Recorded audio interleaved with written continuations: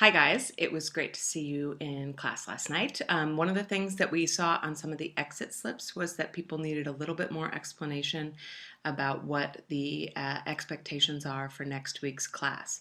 I'm happy to let you know that actually I was able to make PDF scans of all of the readings, so we actually don't need to change our plan for what we'll read for next week.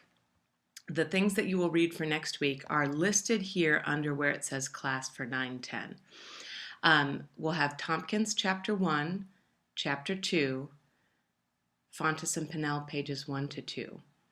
And then looking over, and you got this as a handout as well, that Patterns of Development and Reading Continuum. The assignments then are to complete your literacy autobiography, and again, this gives us a sense of who you are as a reader and a writer. So just jot down your ideas, and we will work with them in class. Also, some of your noticings about a few of your students, and then here in your reading responses, I'm going to open each of these to let you know what they look like inside. But the first is your literacy autobiography.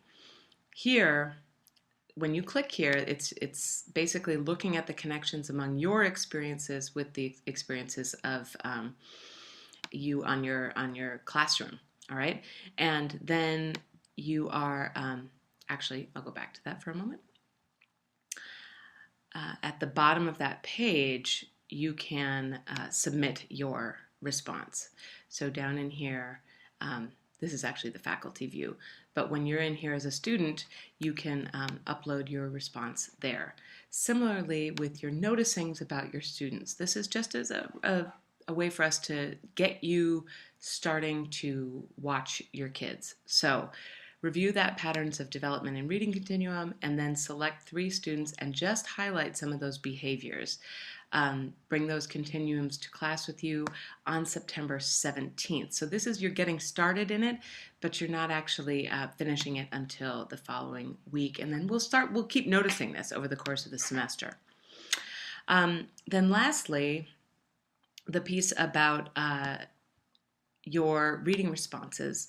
In your reading responses, I want you to do 3 things. One is that in the top level of this, I want everybody to identify at least 2 new ideas from the readings, and then to connect to something else you've read in this class or elsewhere, connect to your current experiences in your teaching practice, and then connect to at least one other person's post. But the trick is that the first person to post doesn't have to do that. So let's say that Zoe goes first. Zoe only has to identify some new ideas and make a connection to something she's read elsewhere and to her classroom experiences. Then let's say that Charlie goes next. Charlie then needs to do those 3 things, plus make some connections to what Zoe has said, and so on. You can always access all of these from the top. If you get a chance also to talk about what technology is available in your classroom and your language arts curriculum, that's great. We'll have a chance to develop those over time as well, but we need to hear from you if there are constraints or opportunities around your curriculum that we can be thinking about. So then again, that's where you're putting your responses here. They do not have to be really extensive. This is just for us to get a quick read across everybody's experiences around what you saw in those readings for the week.